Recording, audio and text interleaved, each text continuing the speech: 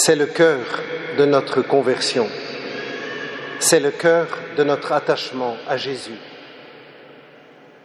Découvrir que toute notre vie, que toute ma vie est concernée par cet acte unique de l'histoire de cet homme Jésus, vrai Dieu et vrai homme, qui a livré sa vie pour moi. Et en découvrant que c'est pour moi, je découvre que c'est pour tous. Le pape François, dans son exhortation, c'est la confiance. Son exhortation sur Sainte Thérèse de l'Enfant Jésus note ceci tout particulièrement. Thérèse, dit-il, a la vive certitude que Jésus l'a aimée et l'a connue personnellement dans sa passion. Il m'a aimé et s'est livré lui-même pour moi. Ce qui est une citation de saint Paul dans la lettre aux Galates. Contemplant Jésus dans son agonie, poursuit le pape, elle lui dit « Tu me vis » du verbe voir. De même, elle dit à l'enfant Jésus dans les bras de sa mère « De ta petite main qui caressait Marie, tu soutenais le monde et tu pensais à moi. » Ainsi, toujours au début de l'histoire d'une âme, elle contemple l'amour de Jésus pour chacun, comme s'il était unique au monde.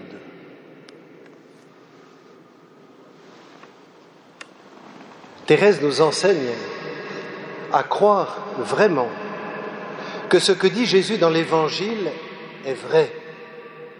Je connais mes brebis. Et je vous invite chacun à oser croire et à faire ce travail-là aujourd'hui et durant la semaine. Croire Jésus quand il nous dit « Je connais mes brebis ». Je te connais personnellement. Ce qui est intéressant dans la poésie 24 que cite le pape, cette poésie qui s'appelle « Rappelle-toi », c'est que Thérèse l'écrit à la demande de sa sœur Céline. Céline, qui est entrée en religion au Carmel elle aussi, trouve qu'elle a déjà fait beaucoup pour Jésus. Et elle voudrait que Thérèse écrive une poésie où elle puisse dire à Jésus « Rappelle-toi, Jésus, tout ce que Céline a fait pour toi. » Et Thérèse, avec quelques malice affectueuse, va rédiger toute sa poésie en disant « Rappelle-toi, Jésus, tout ce que tu as fait pour moi. »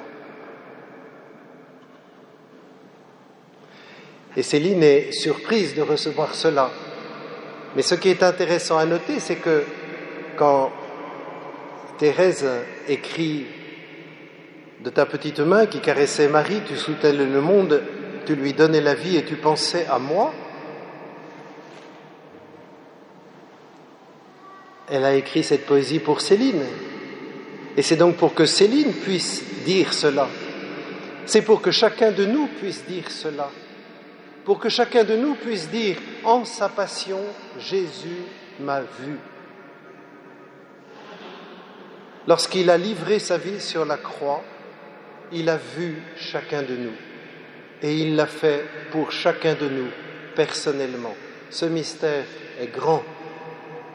Et il nous faut y revenir souvent. Le deuxième point que je voudrais souligner, c'est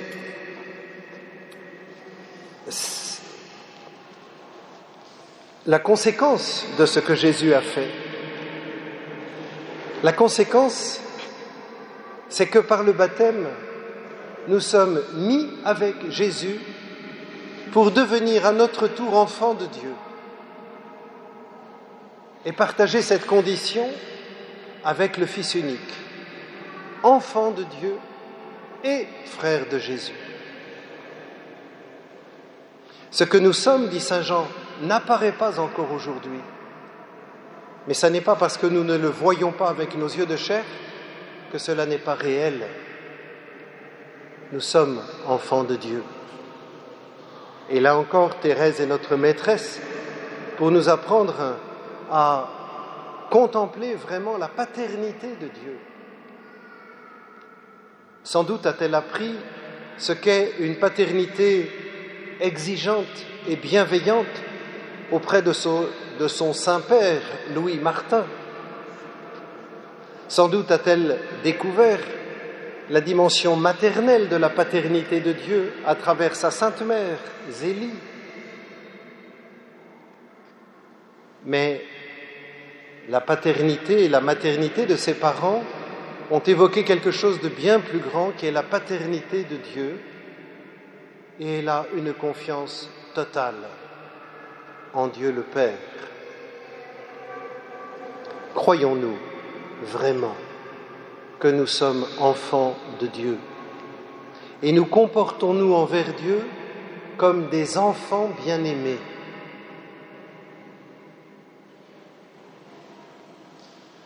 Et ce que Thérèse nous apprend aussi, c'est que lorsqu'un enfant a fait une bêtise, plus vite il vient reconnaître sa bêtise devant son père ou sa mère, plus vite il est pardonné. Et quand Thérèse avait fait une bêtise, quand elle était petite, quand son papa rentrait, la première chose à faire était d'aller raconter à Louis la bêtise qu'elle avait faite, pour qu'elle puisse recevoir la bienveillance paternelle de son papa. Avons-nous la même attitude d'enfant de Dieu avec Dieu notre Père? Enfin, le troisième point, c'est la volonté de Jésus d'aller chercher les brebis qui ne sont pas encore là. Le troupeau est petit. Dans notre pays, en Europe, le troupeau du Seigneur s'est bien rétréci ces dernières décennies, frères et sœurs. Est-ce que nous considérons cela comme une marche normale de l'histoire? Est-ce que nous sommes de gentils défaitistes? Ou est-ce que nous entrons dans ce désir et cette volonté de Jésus d'aller chercher les brebis qui ne sont pas encore dans l'enclos?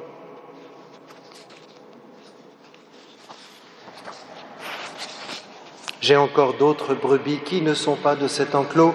Celles-là aussi, il faut que je les conduise. Elles écouteront ma voix. Il y aura un seul troupeau et un seul pasteur. Thérèse est fascinée par cela. Et finalement, elle offre toute sa vie pour travailler avec Jésus, pour lui gagner des âmes, comme elle aime dire. Elle veut travailler à sauver les pécheurs avec Jésus. Elle sait que Jésus a tout fait, mais en même temps, qu'il nous aime tellement qu'il ne veut rien faire sans nous et qu'il se contente du peu que nous pouvons donner. Thérèse contemple ces âmes si nombreuses. Dans une des récréations qu'elle écrit sur les anges à la crèche de Jésus, elle fait parler ainsi un des anges. Jésus, je vois aussi des âmes plus nombreuses encore qui s'éloigneront de toi. Comme l'enfant prodigue, elles iront chercher le bonheur bien loin de leur Père. Au lieu de rester en paix sous ta houlette, ô divin pasteur, ces pauvres brebis s'égareront dans les épines. Mais l'épreuve les rapprochera de toi. Elles se souviendront que le Fils de Dieu n'est pas venu appeler les justes, mais les pécheurs, et que la joie est plus grande au ciel pour un seul pécheur qui fait pénitence que pour 99 justes qui n'ont pas besoin de pénitence. Comme Madeleine, après t'avoir beaucoup offensé, elles t'aimeront beaucoup. Lorsque ces âmes rechercheront ton visage, dès qu'elles viendront se cacher dans le secret de ta face divine, en invoquant ton nom béni, daigne, ô Jésus, par un seul de tes regards, les rendre plus brillantes que les étoiles des cieux. C'est le souci constant de Thérèse. Jésus est venu pour sauver les pécheurs. Comment est-ce que cette volonté de Dieu, qui veut que tous les hommes soient sauvés, cette volonté de Jésus de donner sa vie pour le salut de tous, comment est-ce que cette volonté n'habiterait pas aussi notre cœur? Et comment est-ce que cela ne mobiliserait pas aussi nos vies?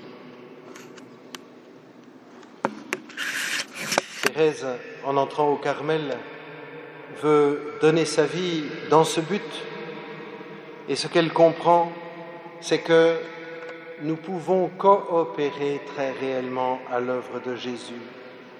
Elle écrit à sa sœur Léonie, « Ah, s'il fallait faire de grandes choses, combien serions-nous à plaindre? Mais que nous sommes heureuses, puisque Jésus se laisse enchaîner par les plus petites. Ce ne sont pas les petits sacrifices qui te manquent, ma chère Léonie. Ta vie n'en est-elle pas composée?